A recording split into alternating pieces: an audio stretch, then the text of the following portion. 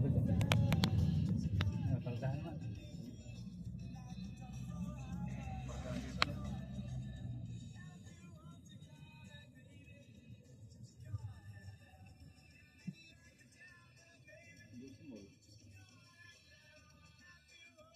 Natin ang pasyalan, talagang lalakad sila rito. Mga 2 kilometro lalakarin mo rito.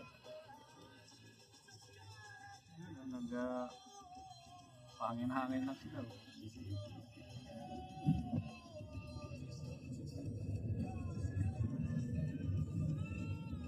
Pangin-hangin lang.